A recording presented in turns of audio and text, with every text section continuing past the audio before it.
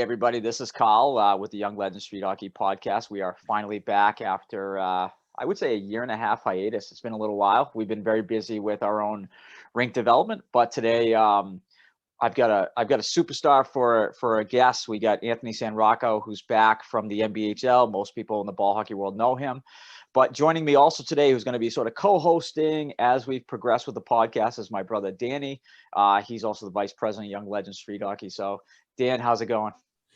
It's going good. Not too bad. It's finally nice to, get together and start, really get into a groove where we want to start to do these more often, so that we keep, keeping people up to date, because myself and Kyle talk, on a regular basis. We have a million ideas, a lot of things going on. And I think a big part of this and having Anthony on here is having people that, aren't exposed to the ball hockey world. It's a very small niche market in Gloucester, and even myself, Kyle has exposed me to this whole other world. And I think the earlier we can get kids exposed to this idea that you can play street hockey for fun, you can play street hockey at a really high level, it's kind of a really exciting things to start to, obviously the buzzword is always grow the game, but it's about growing the game, but also, targeted to, exciting kids that there is a future beyond like just playing for a few summers in our league and things like that. So, it's definitely a really exciting time. So,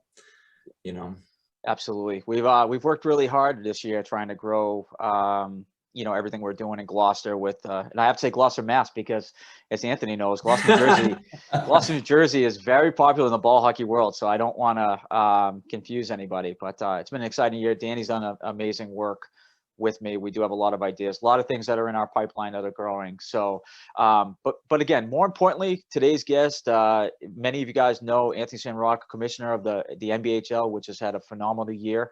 Anthony, congratulations on this. You've done an amazing job. So congrats. Tell us a little bit about the journey this year.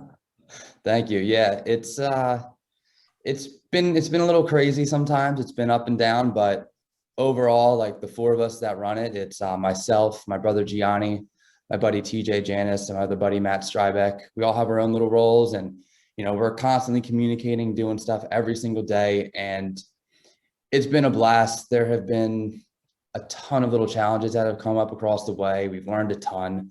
We got to change a bunch of things for next year, but overall, I mean, we've gotten to this point. We got the Mylec Cup coming up in 2 weeks. Every team is going to be making it out there, all 17 teams that qualified. So we couldn't really ask for more. And like the support, like everyone's really embraced it, which is the coolest thing.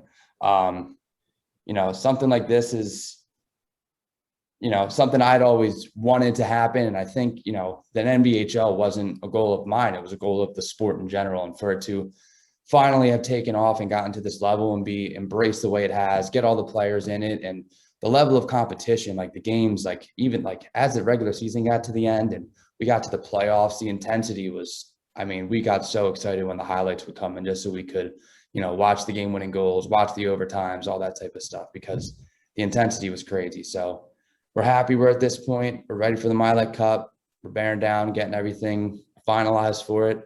And we're a couple weeks away. Well done. Tell us a little bit about how many teams you end up having, or the divisions separated. I know you and I have texted that I think Florida's coming on board, but this year, how many divisions were there? There were 12 this year. We had Buffalo, we had 2 in Massachusetts. We had the Massachusetts division in New England. We had Pittsburgh, we had Philly, we had New Jersey Tier 1, New Jersey Tier 2. Washington, D.C., Chicago, Texas, California, and the Pacific Northwest. So we had 12 of them. We had 76 teams across those 12 divisions. And I don't want to put an exact number on it, but we're going to expand, I think, pretty significantly next year. I know a lot of our areas that had Tier 1s and Tier 2s that were just the only division in the area are going to add a lower tier beneath what they already have. We've definitely spoken with some new areas. I've spoken with people in Florida. They're really excited about it. I've talked to Detroit.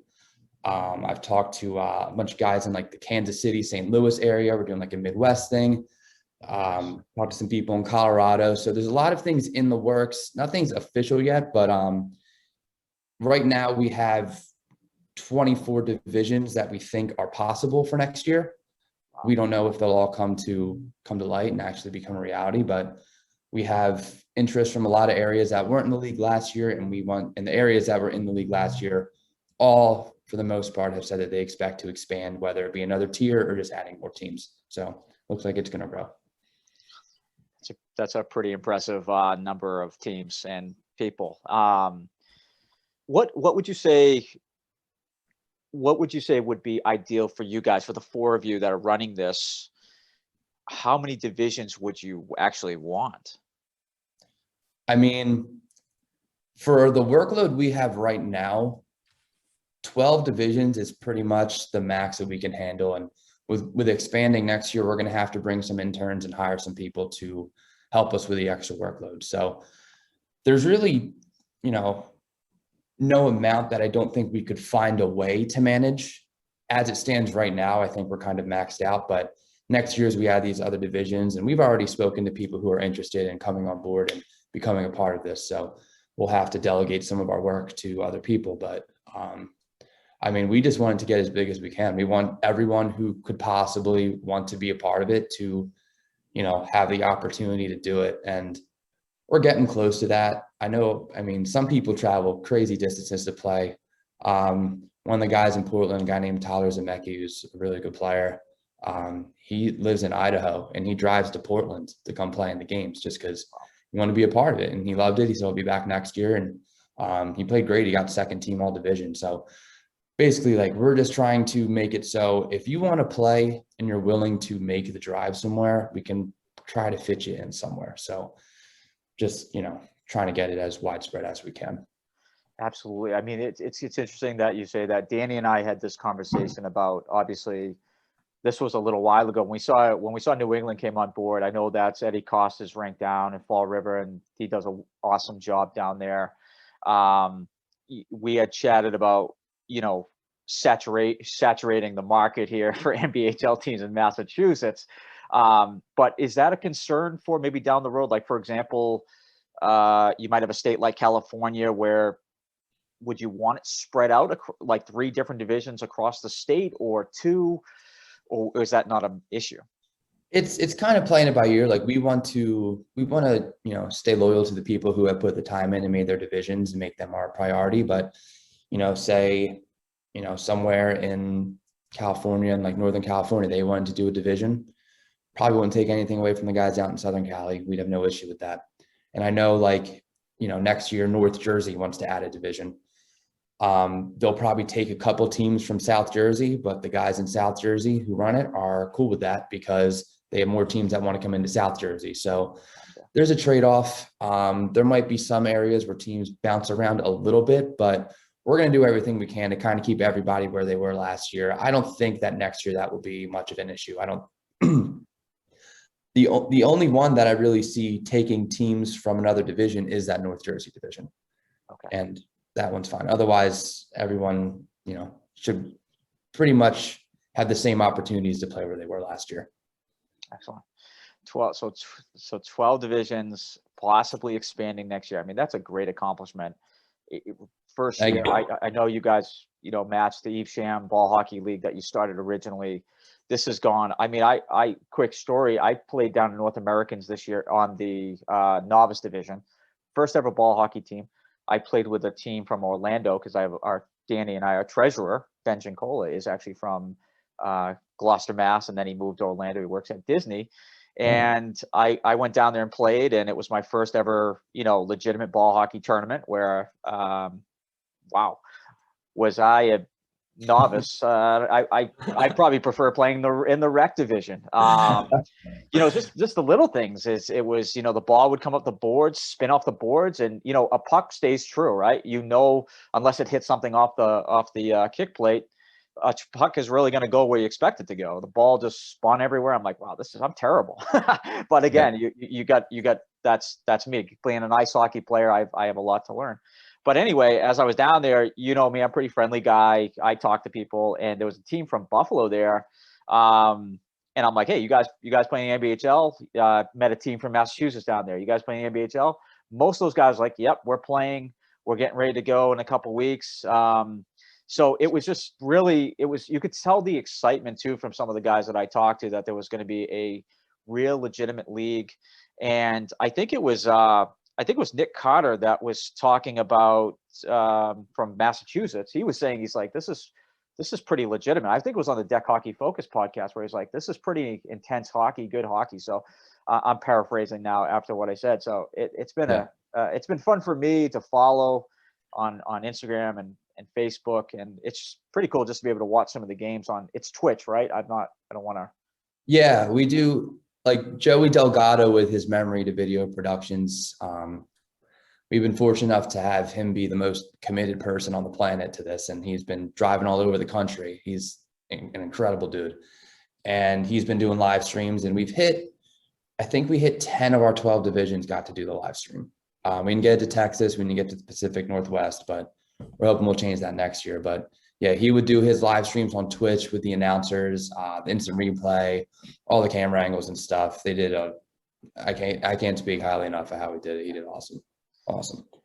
And then, yeah, I mean, we have some of the divisions will live stream on Instagram. There's little ones that you can catch here and there. And I know for the Mylec Cup, we'll have every game streamed, and some, depending on the rink, it'll be on a different social media platform, but before it starts, we'll have a very accessible, easy way to explain, like, hey, if you're looking for a game, here's what the rink it's going to be, here's a live stream it's going to be on. So we'll have it laid out for everyone pretty clearly, how to watch what you're trying to watch.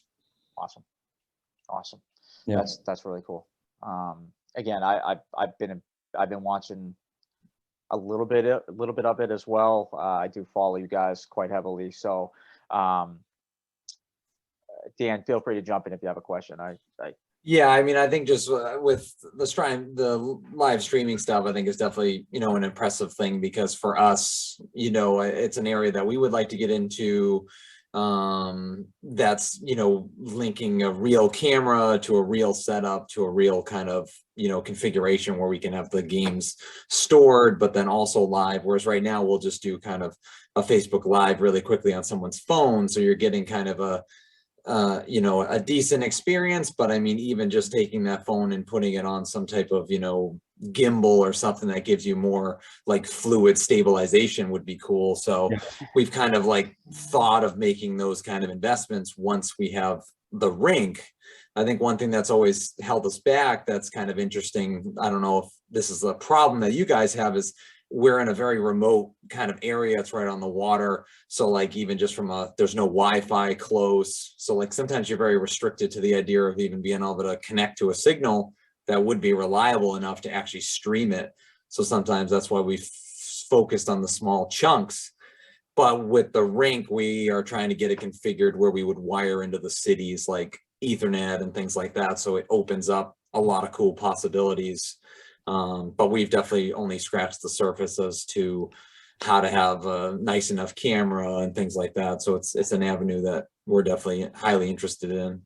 Yeah, I mean, the live streaming stuff was an opportunity that came to us like a couple weeks before the season started. We didn't even know we were going to be doing the Memory to Video Twitch live streams until we talked to Joey. I think it was probably early March is when the opportunity came. So that was a new thing. But doing, the video at each division, like we just used an iPhone for a lot of these divisions, and we're going to change up how we do it next year. It'll be a little more streamlined. It'll be clearer picture, I think, from how we're looking at doing it.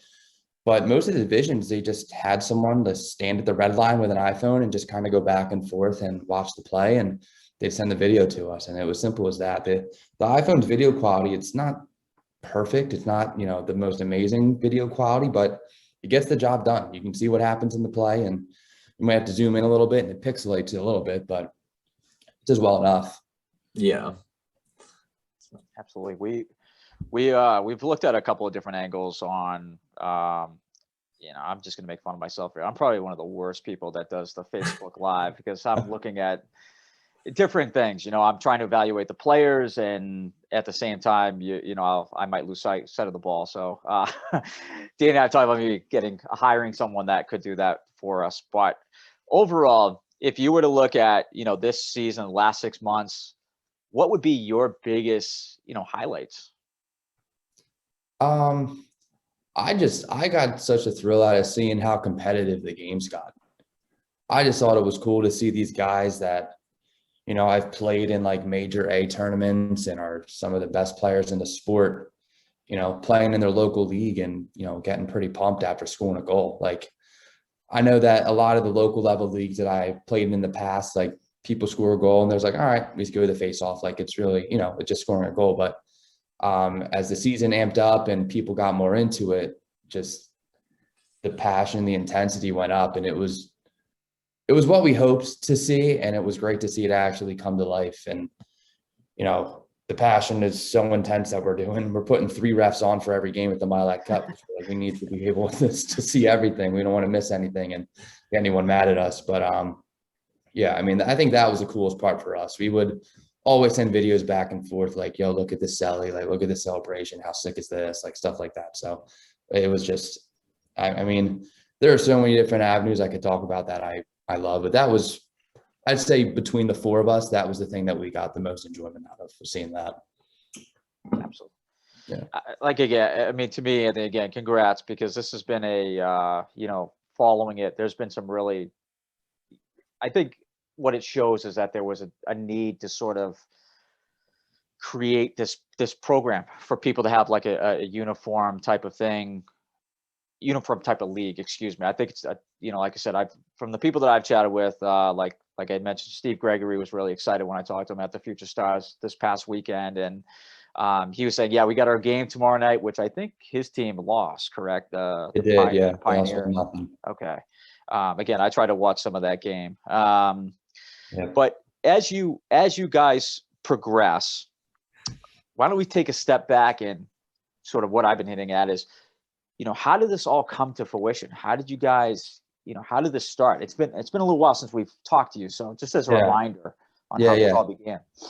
So I guess like the groundwork started back in 2015. Me and TJ, Janice, I mentioned before, who's part of the NBHL now, and TJ's older brother, Pat, we were shooting around on a rink in South Jersey, and just a small little concrete rink. And we was like, let's just make a league here, and with all our friends. And we made a 4-on-4 league, and we did that league on the concrete for 4 years, from 2015 to 2018. Each year, the number of players varied, but the skill level increased. Like we would see more high-level players coming in, people from further away coming into play. And we kind of attribute that to just, you know, we had a website, we kept track of stats, we had standings. So we tried to make it as like legitimate as we possibly could. So yeah, we started having more skill, more talent come into it. And then summer of 2018 was the first time we came up with a draft for the National Ball Hockey League. I met with Scott Tarzi, he used to be one of the GMs of the junior national team, and said to him, like, hey, like, do you think this is something that could happen? And he said, yeah, I do think it could happen. I think you should grow the EBHL into this. The EBHL obviously was that league we did for 4 years. And I was like, yeah, that's actually a good idea. So I pitched the idea to TJ, and Pat had stopped working with the EBHL at that time. My brother Gianni had come on. So I went to TJ and G. I'm like, look, I think that we could do this. I think that we can kind of grow our league into it. And the timing ended up being perfect that Marlton had just built or just resurfaced their rinks with deck. That's right. And we said, let's move our league over there, make it 5-on-5, see if we can get everybody in there. And we did. We moved it over there. We had 10 teams. There were 18-man rosters, which was usually the, you know, local leagues you're running with 12 guys, 7 guys show up. At a third period, the game's pace is pretty slow.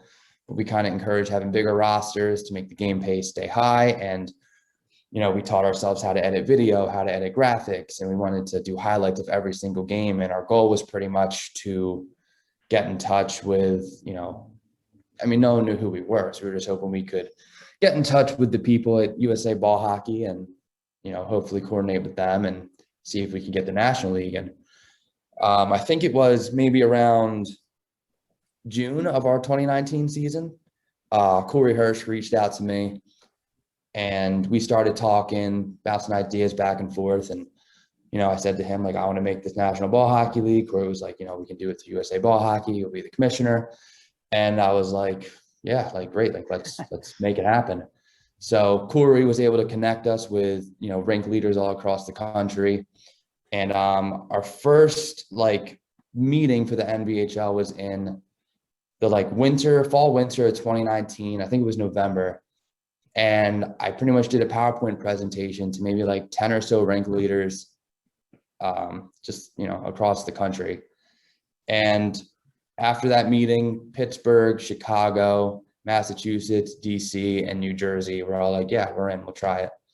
So 2020, we're getting ready to go. We're going to start in April, and then the pandemic hit. So we had to cancel, we probably canceled it a month or two before the season. And we tried to find little ways to make it happen, do a tournament in August or just bring everyone together in September. And just, with the uncertainty that I think was we'll just cancel and we'll just focus on getting more divisions for next year. And what ended up happening is we just started talking with more people and reaching out and connecting more, and social media helped, because even though we didn't have a season, we still started to get some sort of a following. So people started seeing our content. I think in that point, Matt Strybeck came on board, and he does all our does the graphic design. He does amazing stuff. And we were able to add Texas. We were able to add Philly, second tier New Jersey. We added California, the Pacific Northwest, Buffalo, and New England. So we added those 7 divisions, and we were at 12. And then the team started forming, and everything came together. And we kicked off in April, and we've been just kind of going at it since then. So, it's been a long process. It's been a lot of work leading into this. And we all, me and TJ, talk about it who would have thought that us being at that little rink in 2015 would have led to this tournament that we're going to have in a couple weeks. But we just can't wait to see what happens, because we have no idea who's going to win. I couldn't even make an accurate guess on who I think is going to win. So it's going to be exciting. And yeah, it's been a long time coming, but we can't wait for it. Are you playing in the Mylec Cup? Is your team in? My team did make it, yeah. So I play on the Seattle Cold Snacks out in the Pacific Northwest. Yeah, we have a really solid team. It's a group of guys. When I first moved out to Seattle, they have Seattle street hockey, and they would play pickup games. A guy named Vinny is the guy who's been organizing it for years. It's been, probably, I think it's 15, 20 years. I don't know exactly, but it's been around for forever. And I started playing with them. My buddy Justin Pinkerton, actually from Marlton, he moved out to the Pacific Northwest a little bit before I did. And when he lived in Seattle, he played with them too. So he kind of helped me connect with them. Started playing pickup games with them, and got close with some of the guys. And I actually moved back to Philly, South Jersey for a little bit. And when I moved back out to Seattle in September of 2020, I pitched the idea to the NBHL to a bunch of different street hockey groups I found in the area. And the Seattle street hockey guys, we decided to be the Cold Snacks. Montucky Cold Snacks is a beer we would drink every time we played pickup. We go to this bar called Olaf's. We'd go drink a bunch of I don't know what I just said, a bunch of Montucky Cold Snacks. And we, asked them if they wanted to sponsor us. They said, sure. We named the team after them, and it's kind of in history from there. We went 12-0. I actually missed most of the season. I hurt my knee at the club championship, so I was out for a couple months. But we got some stud players, and yeah, we got most of the team coming to Jersey. I think we have 12 to 13 guys coming out. So everyone's excited. I think they're texting our group chat right now about playing some games this weekend, just to, they always play every weekend, but we're keeping the legs active, and, flying a bunch of dudes from the Pacific Northwest out to South Jersey to play some hockey. Should be fun. It's pretty cool. Yeah. Pretty cool. So how do you, I've looked at some of the divisions, because you guys have done a great job of showing the playoff format on your brackets, which my brother can tell you about. Making brackets on our site was fun for him. But how did the brackets work for playoffs? How many teams made it for just the regional playoff? How did that work? And then we can flow into the Mylec Cup a little bit. So we had the 2 season formats that we kind of did this year. We had what we called a traditional season, where the teams played weekly games on a Sunday. Or we had the tournament style seasons where they would play monthly games. And, the traditional was for the teams that are pretty close together. They they're not traveling more than a half hour, an hour to come play the games. The tournament style is teams are traveling a couple hours. I know in California, we had a team that would drive or fly in from Vegas, which is either a 4-hour drive or I'm not sure how long the flight is, I guess like an hour. And we had a team from San Francisco that would fly in a couple times. So that's why they would play once a month. So they didn't, have to travel that often. So the playoffs formats were different for both. With the traditional style, they could play every week. So we would have them play best of 3 series. We would have like the top 60% of teams, give or take, make the playoffs. And yeah, it would be best of 3. Some of the divisions had play-in games where it would be a 1-game playoff to make it to the actual playoffs, that type of thing. And yeah, those were all best of 3. Whereas the tournament style, they would play a 1-day, 1-loss elimination style tournament. We weren't going to make those teams travel twice. San Francisco, we weren't going to fly to California twice. So California, that was the one that was live streamed.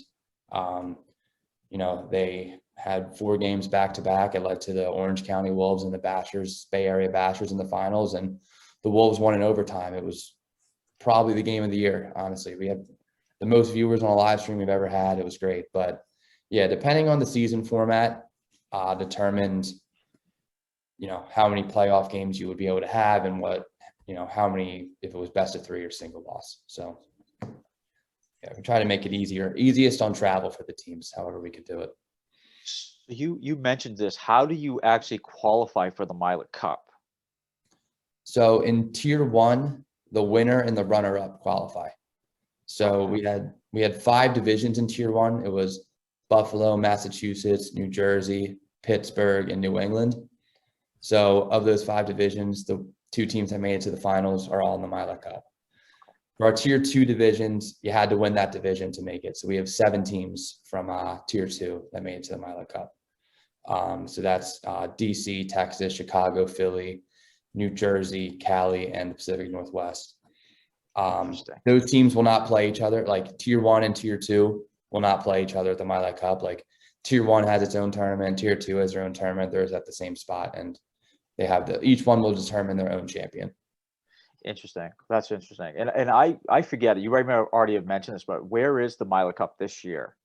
It'll be in Marlton, New Jersey. Okay. Yeah. Originally, we had talked about doing it in DC, but the issue that came up was we needed to have more than one rink. DC's rink facilities, there was one rink. I think there were some maybe like 30 to 40 minutes away, but we kind of wanted to keep everybody together. And to my knowledge, and I'd be happy to learn that there are more options in this, but there are only 2 3-rink complexes that are fully deck that I'm aware of, which are in Marlton, New Jersey, and Fitchburg, Massachusetts. And, we picked Marlton. It's a little more centrally located for everyone in New Jersey as opposed to going up to Mass. And I think for us too, for our first one, it was just easier for us to do it in our backyard. We know a lot of the vendors, like the food trucks we have come in, like the people that are going to be there representing and having stands and stuff. Like it was just easier for us to do it in a more comfortable setting for us, where it just kind of worked out that way. So yeah, Marlton, New Jersey is like 20 minutes outside of Philly. So okay. That's really interesting. So this past weekend, I made the trip to Buffalo to help USA Ball Hockey with the Future Stars event, which was top notch. Some of the skill I heard it level was amazing. Looked great on social. Skill level was really well, enjoyable games. It looks like the game is in a very healthy state. I think it's only going to get bigger on what USA Ball Hockey's goals are. But I forget what I was saying. It was just what I was so impressed with was the way the tournament was set up, the vendors being there, the shirts were, the uniforms, everything was pristine in my opinion. I mean, just so nice. I mean, if I was a kid, I would be vying for a spot on Team Mass, no doubt about it. I wish I had that opportunity when I was younger. It's really cool that they're doing that. Awesome. To your point, I don't know if kids realize how fortunate they are to do that. I mean, I thought I played in a lot of ice hockey tournaments. My brother has too. And it was just, like I said, it was top notch. Some of the stuff these kids got was really, really cool. But more than just a visual, there was, like I said, the vendors that were there. You could get I didn't get one. Maybe next time was like it was like this ball hockey shirt, and it had the state that you were from, like Penn ball hockey, New Jersey ball hockey. So just some really good stuff. But to that point, how do you go about getting vendors to come to your event? I mean, we just kind of started reaching out to, food trucks and people that are local business that we thought would be interested. Like Mylec will be there. They'll have a stand set up. They'll have equipment for everybody. USA Ball Hockey will have a table set up where they're going to be running a youth clinic, and they'll have, information about them. I'm sure they'll be selling shirts as well. The documentary crew, Black Rose Productions, they're doing the Floating Blue documentary. They'll have a table set up. They'll be giving out information about them. We've got 3 food trucks that are coming. We're going to have some barbecue. We're going to have some Italian food, some pizza type stuff. We're going to have like a acai bowl smoothie type place to come.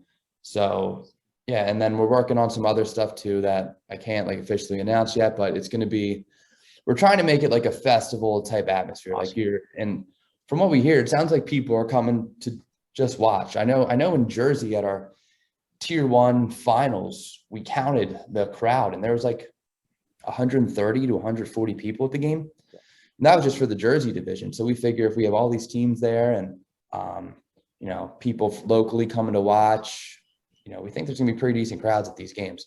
So yeah, I mean, it's not like a ton of vendors, but we have, stuff to keep people entertained, and we'll have, some like games and stuff to do like that. So should be fun. That's awesome. Yeah. What date is it? It's September 18th and 19th. It's a Saturday, Sunday. Okay. I just realized I haven't put my calendar over yet, so I was gonna see what weekend that is. But Down, Carl. yeah, I'd love to make the trip down for sure, Anthony. I just don't think I get my wife to go. I mean, just to take a little sidebar, I've been to Philly with her this year for the North Americans. We did a family trip to Florida playing an Ironman down there, so I know some of the guys that are Tampa. I know they're ready for the NBHL. Cool. And we went to Buffalo last weekend. So I don't. When we had our own tournament, so and she right. was manning, the sign-ups and just the selling of waters and things like that. So it's definitely a lot, on our, significant others and things like that, It becomes a very time-consuming hobby the deeper you get into it. It becomes yeah. Yeah. So I I get it, man. If I could make a family trip of it again, I think we would be there. We'll have live streams. We'll have plenty of ways for you to watch it. Yeah. So really good. Right. Absolutely. So, like you said, I'm really excited for you guys. I mean, just from the sheer volume of, from the first video that you guys did, where you have Massachusetts, New Jersey, Chicago, and you have the different scenery like the Zakin Bridge in Boston coming to play. That was a unbelievable production to get this off the ground, just getting people interested. And it's just been amazing to see it grow so quickly. And again, to Danny's point at the beginning of this podcast today was, being from Gloucester, Mass, a lot of the kids that are growing up right now, they don't realize that this exists. They understand hockey, they understand the game of ice, they understand their select teams, their travel teams, their house program. They understand, they're Bruins fans, but they don't realize that you could play this game for a very long time, like yourself. And there's some big stars in this league already. When you think of you think of Hauser, you think of Ruiz and Hildreth and those guys, that are just, they continue to play and continue to compete. Yeah. So like to Danny's point earlier, we're really trying to get people aware of, hey, this does exist. And it's a game that you can keep playing at. I mean, I'm pushing 40. I hate to say it, but Yeah, I mean, growing up, like this is, when I remember being 15 and finishing cadets, or U16 as they call it now, and my last game ended, and I was like, damn, I guess I'm done playing street hockey or ball hockey.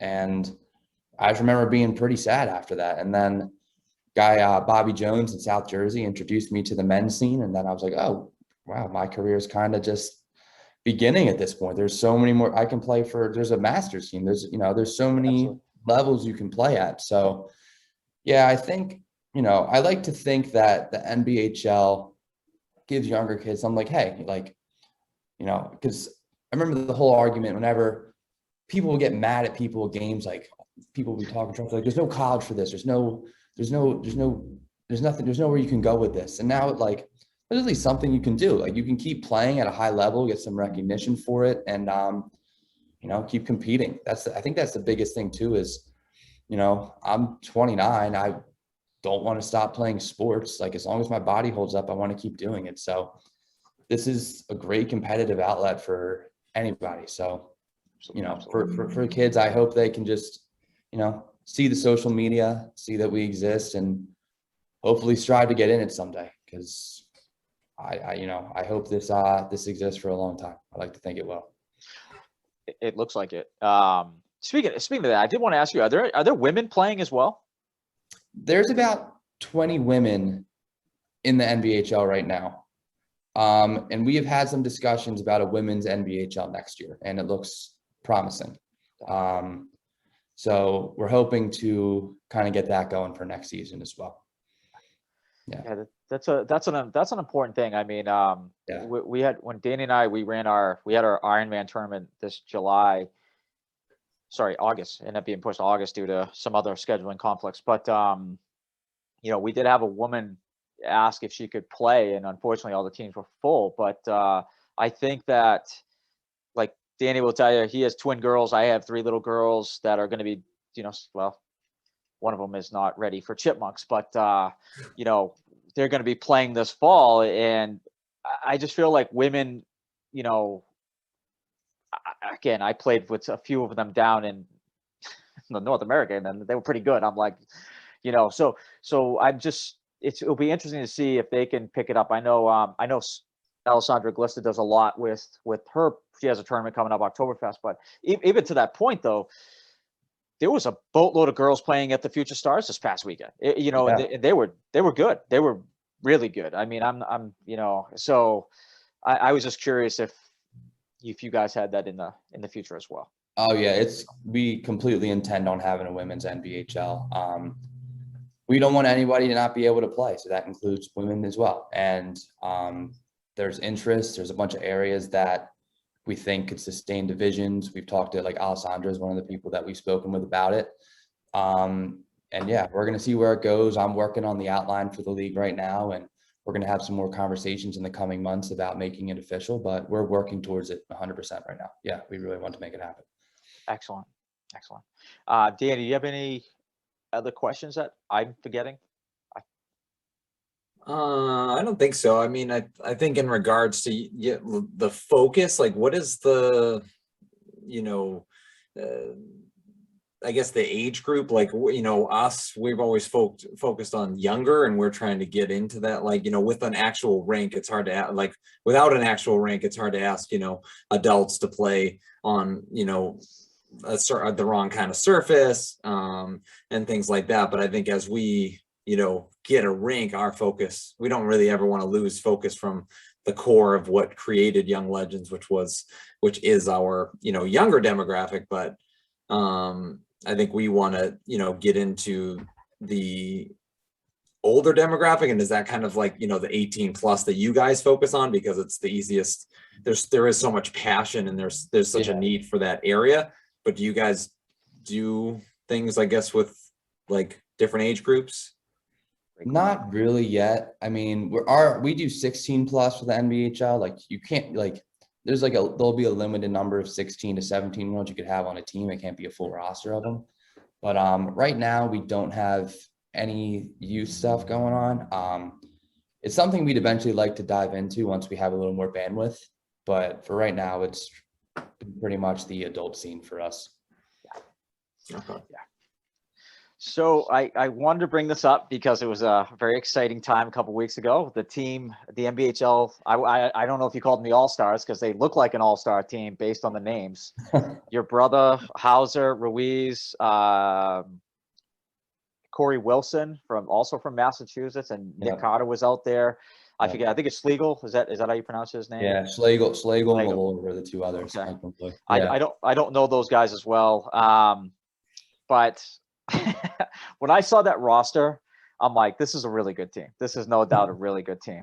And Yeah. so I followed the tournament from your perspective, from the NBHL's perspective. They won it, which I'm not surprised. But the competition that they played were NHL players. What was the guy? He's from Columbus, I believe. What was his name? Zach Werenski. Okay. Yeah. I don't know much about him, but were you there? For part of it, I was. I flew in Thursday night to Detroit, and I left Saturday morning, and Saturday was when the playoffs were. So we had our first 2 games on Friday, which I originally played the first game, but we won. And then we played Werenski's team for the first time, and we won like 11-4 or 12-4. And then I had to fly home Saturday morning because our Pacific Northwest playoffs were we had 2 regular season games Saturday night, and the playoffs were Sunday. So I wasn't there for the stuff on Saturday.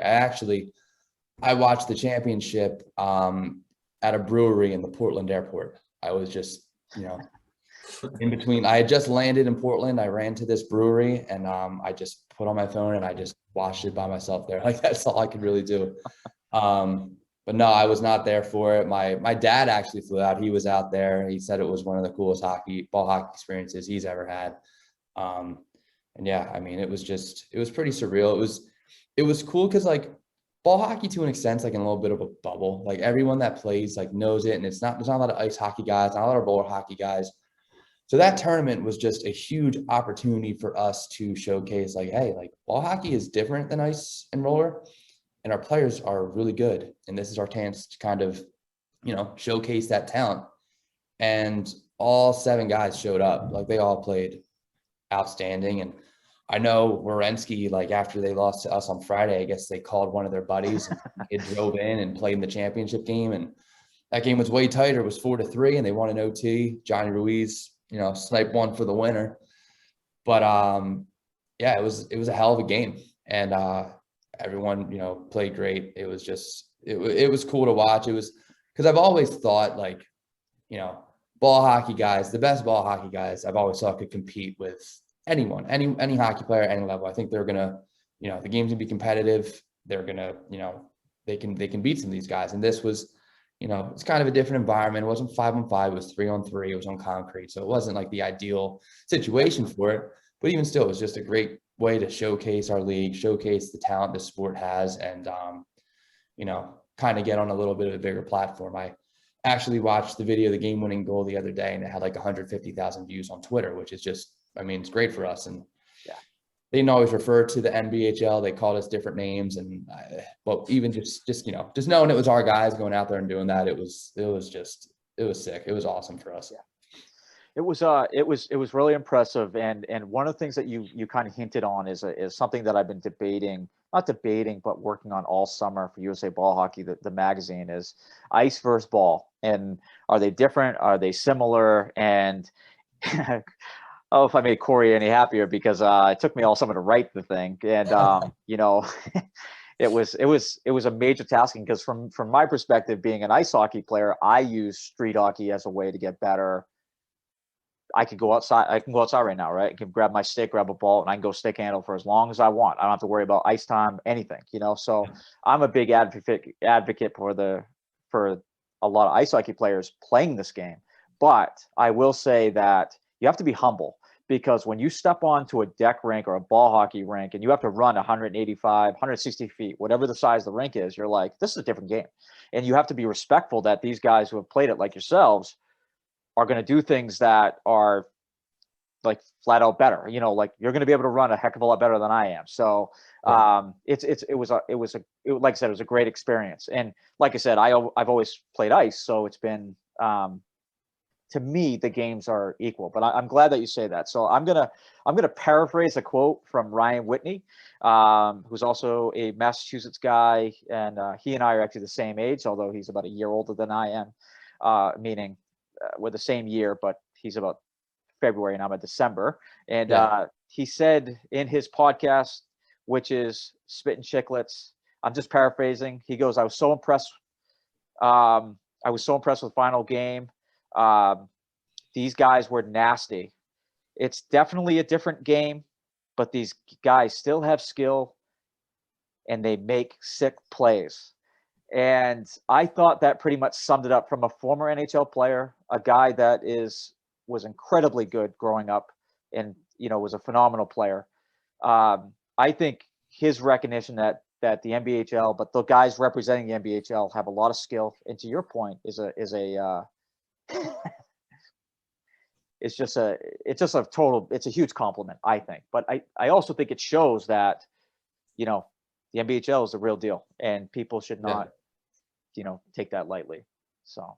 Yeah, I remember listening because, I listen to Spit and Chicklets as it is. So just being able to listen to that podcast and hear them talk about, like, the NBHL and a bunch of guys that I've known for years that play hockey, it was just crazy to listen to, and getting the praise from them from that was, it meant a lot, because I wasn't really sure how they were going to react to us.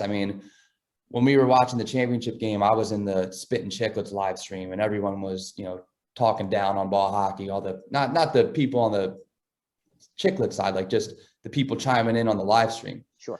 And I was like, wow, people really are like anti-ball hockey. And like, I've always known that, but even after they would post stuff of us winning, like people would, talk badly about us. So to get that validation from Whitney, for him to kind of back us up, was huge for us and huge for the sport. And I think it made a lot of people happy to hear him, say that about us. It was really cool.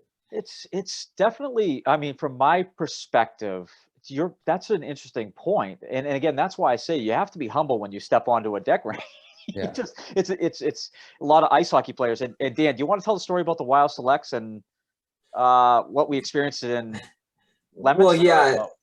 Yeah, I think the challenge with people that, anybody, even independent of ball hockey versus ice hockey, a lot of people, I feel like, at least it's just my opinion, but people that don't understand, both sides of it tend to be almost the more opinionated, which, is unfortunate, because like Kyle said, I think when he says that you need to be humble, it's because if you've done both, you better understand the fact that it is not, apples to apples, and you really need to understand the challenges and the skills that are required in both.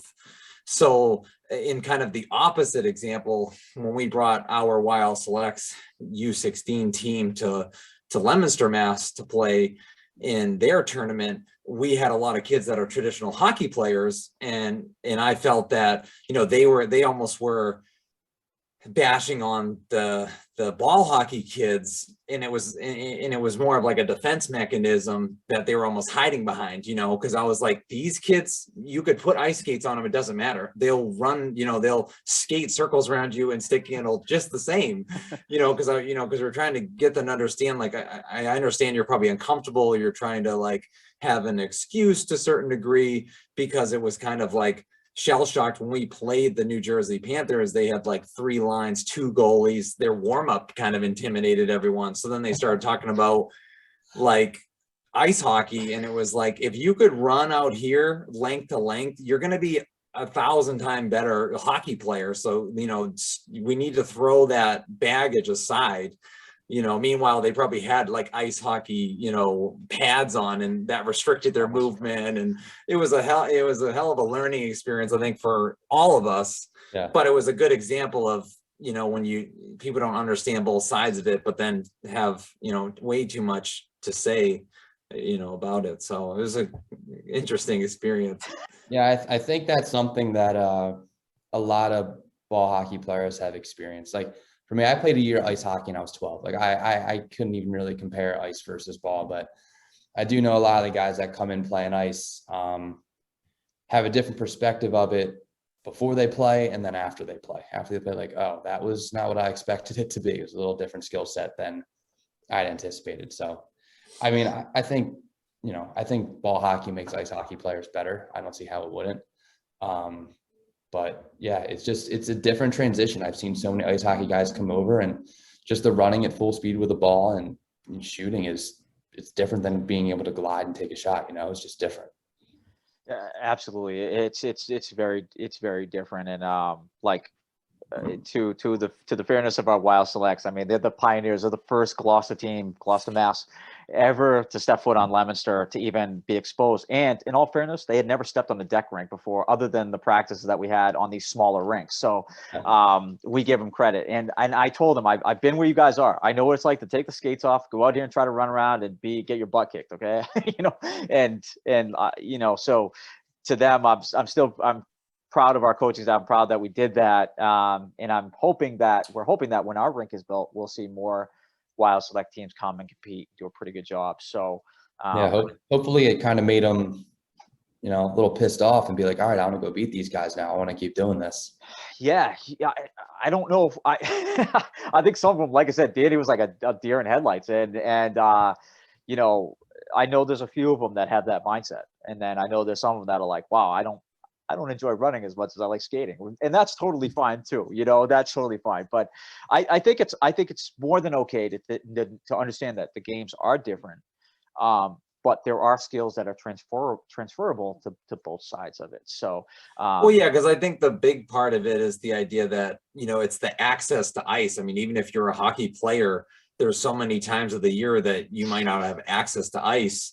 So you're going to spend a lot of time playing, and if there's opportunities in leagues that, or even if there's small pickups or things like that, or there's a rink in your area, that's going to translate a lot better than just kind of shooting either on, your driveway. I mean, we used to play in our street, and our street was not level, and we would just have, it was like, what, we would be like, game on, move the things. And, it's like, and cars got used to it. But like if the rink was in Gloucester, we would have been up there a ton, because you're not on the ice if you're not on a select team or playing, in traveling all over the place. And even from a money perspective, that's the big thing that I love about ball hockey, is just like you can just grab a stick and play. It's not like $800 ice skates and really expensive sticks and millions of pucks and things like that. Like, it's just so easy to kind of get someone started. So those are the huge things. I mean, it's definitely something that I've taken for granted, because I started playing street hockey when I was 5 years old on a rink in an organized league. And as this has grown and I've gotten to meet more people have been like, oh my, really? Like, you played at 5? I'm like, yeah, that's just kind of how it was where I grew up. Like, we just had street hockey leagues that you could always play in. And it seems like a lot of areas are trying to get to that, but at the time, obviously I was 5 years old. I didn't really know how to think yet, but I didn't know that like it was, this was a unique situation for me to be in and be able to play on a rink like this. So I mean, what you guys are doing down there is awesome. That's going to create, if those street hockey programs don't exist in South Jersey, like, I miss out on tons of memories and opportunities playing the sport. Like, I wouldn't have been able to do it. So, having that rink is just a gateway to a lot of awesome stuff for younger kids.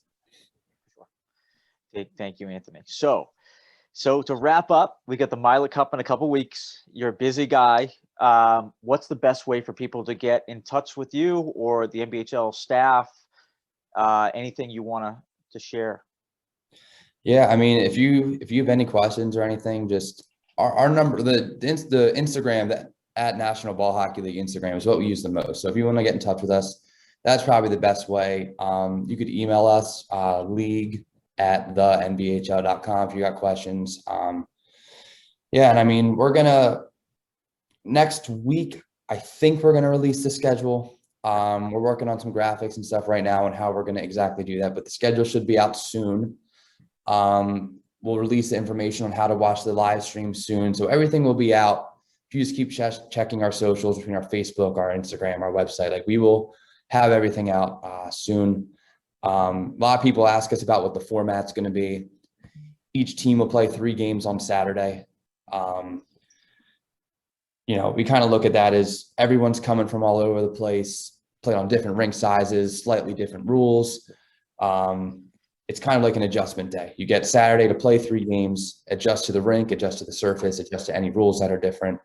Everyone makes the playoffs on Sunday. Saturday just seeds everybody. Sunday is single loss elimination till we get to our championship games, and the Tier 2 championship is slotted for 4:30 on Sunday. The Tier 1 championship is slotted for 6 o'clock on Sunday, but based on overtimes and stuff, that might not be exactly where it ends up. But yeah, starting at 8 a.m. on Saturday, going till probably like 8 p.m.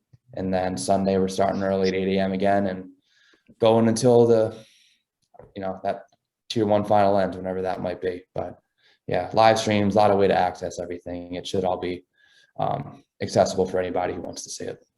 Yeah. Again, great job, Anthony. Congratulations. Big congrats. This has been fun for us to watch from afar. If I could get to New Jersey, I would. So I think maybe next year, Dan, I got to pencil it in, buddy. I got to pencil in the NBHL playoffs next year. Not so I can get to it. But I'm thrilled for you guys. I really am. It means a lot. Thank you for doing this again today. It's great to see you, as usual. And we'll be in touch anyway as things progress. But Danny, any last thoughts or any last questions? No, I think I just to reiterate what Kala said. I mean, it's really exciting, and I'm really new, to this whole experience. So it's kind of more of like I'm shell shocked myself. I think, I've only just started really following the Facebook page and following like your coverage of the Barstool tournament was better than Barstool itself, partially because, they have, a ton of content. So it's a little bit difficult to follow all the different stories they have on Facebook, but it was like, getting all that information was very clear and concise, seeing all the updates from all the teams around the United States. So it's, like you were saying, exciting to a kid who's only 15 years old. It's even exciting, to someone myself at 32, to really be like, oh, if I did not, if I kept up with it or something, I could, play more often or things like that. And there's so many people around that, as they get exposed to it, they'll be even more a part of it. They get their kids into it. It's just a really exciting time. So yeah, we thank you. No, thank you guys for saying all that. It's not just, we have a group of 4 of us that do everything at the NBHL end, but there are so many people involved in making this league run. Like the directors running the divisions, the captains running the teams, the players showing up to games, even people who like if you throw us a like or a share on social media, like all of that stuff has grown the league and made it possible. So it's been humbling for us to see how everyone has really, really embraced it and gone leaps and bounds over what we've asked of them to make sure that this has run smoothly. So it's a lot of people to thank, a lot of people that have done it. So I think everyone's just excited to see all the hard work for everybody pay off at this Mylec Cup, and hopefully it's a good weekend. And we hope people are watching, so it'll be fun. For sure. And one last question: will you be making it up for the New England Classic in Pittsburgh this year, or? I will be up there. Yep. What team will you be playing for? Garden State Warriors. Garden State Warriors. Okay, so that's where I will see you then. Yeah, all right, I'll see you there. Yeah, we got tier 2s coming to Massachusetts next year. You guys should come hop in, come play. We have a team that's in formation right now. Yeah. It's just Danny and I are probably the oldest. We got to get them mobilized. We actually, quick story before we head off is this team that we were forming was supposed to play in the Shamrock Shootout up in Drake-it. I don't know if you heard this, but that rink closed.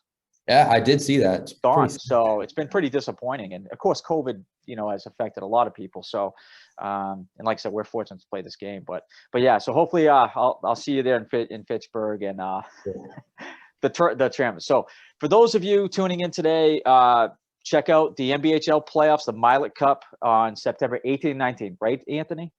All right, perfect. Check it out. If you have any questions for Anthony, he's a very accessible guy, really down to earth guy.